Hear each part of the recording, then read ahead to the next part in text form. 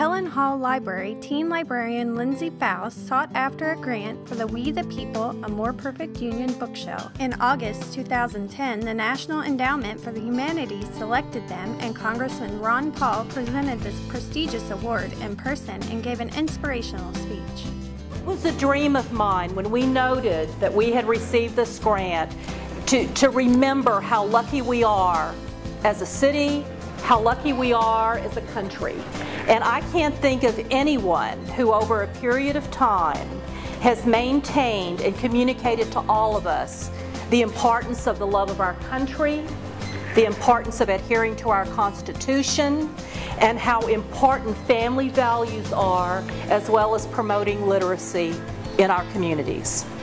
And to think that we could, as a library in Texas, look at such a prestigious grant and then reach out to Congressman Paul and know that he will be there for us. And I had no doubts. His office indicated if we can work with his schedule, he will be there for us. And he demonstrates it every time.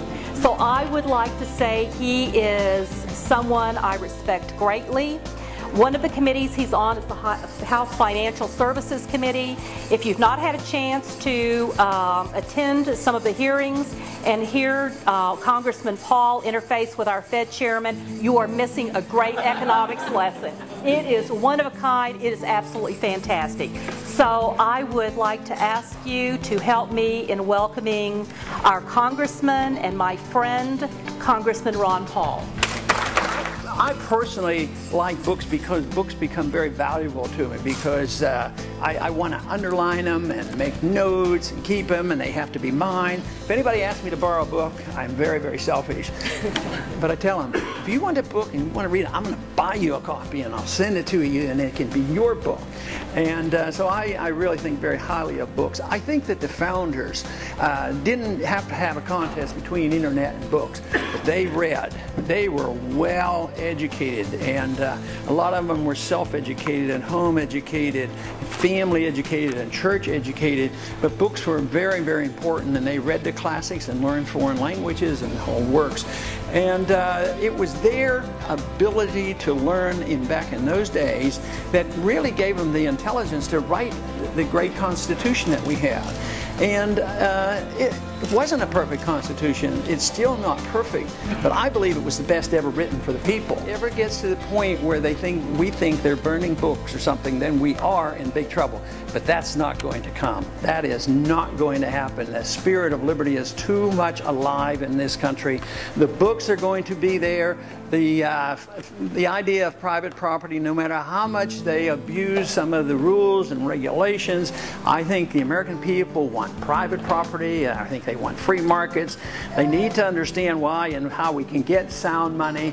But for all that, I think there's every reason in the world for us to be optimistic. And I'm optimistic when I come and visit with groups like this and emphasizing this, emphasizing the need to use library. Now, what was the number of people how many units were taken out of the library? 80,000. In what period of time? 1 month. 1 month. See, that's even more than some websites. Yeah, I mean, they're coming, and they're actually going to have that book to read, which I think is great. So I congratulate you, and I'm delighted I could be here. And I just think it's so important for every one of us to understand the importance of reading and studying history and economics, but especially the encouragement that we all should give to our young people. Come by the Helen Hall Library today and see the books that are included in the We the People, A More Perfect Union bookshelf.